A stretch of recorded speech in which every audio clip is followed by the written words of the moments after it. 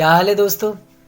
तो वैसे तो हर दिन माँ का होता है, लेकिन रिवायतें कहती हैं तो कह देता हूँ, wish you a very very happy mother's day उन सभी माँओं के लिए जो सुबह किचन में नाश्ते से लेकर रात का बिस्तर तक हमारा बनाती है, पर कभी उफ तक नहीं करती है। तो आज दोस्तों ऐसा है कि जो पोइट्री है वो मैंने नहीं, मेरे बहुत ही अजीज़ दोस्त सुयश कुकरेजा साहब ने लिखी है।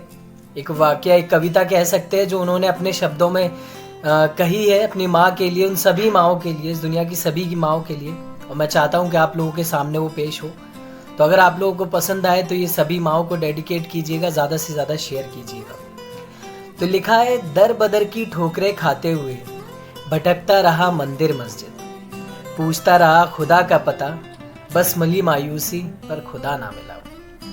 रुक गया चलते चलते किसी साधु की झोपड़ी के पास, मेरे आंसू की तड़प देख उन्होंने मुझसे सवाल किया कि क्यों दुखी दिखते हो, क्या है वो वजह जिसकी वजह से मायूस रहते। रोक ना पाया खुद के आंसू, उन्हें भी बता दिया कि भटकता रहा मंदिर मस्जिद पर मुझे अभी तक खुदा ना मिला। एक मुस्कान के साथ उन्होंने मुझसे पता दिया, पता सुन के मैं हैरान हुआ। मिला मुझे पता मेरे घर का, पर समझ ना सका उन्होंने ऐसा क्यों किया। मेरा मन विचलित देखकर वो फिर मुस्कुराए और बोले कि अपनी माँ के पैरों की धूल को माथे पर लगा ले, खुदा भी मिलेगा और जिंदगी। ये सोचकर घर लौटा, एक और मुस्कान मेरा इंतजार कर रही थी। वो मेरी माँ थी जो खाने की थाली सजा रही थी। जब देखा उसके पैरों की तरफ, मुझे मेरा खुदा मिल गया। अब और क्या मांगता उस खुदा से, क्योंकि मेरी माँ में मुझे मेरा संसार मिल गया। खिल उठी थी मेरी जिंदगी फिर से जब माँ बोली, बेटा दुखी ना होना, जिंदगी में मैं हमेशा साथ हूं तेरे।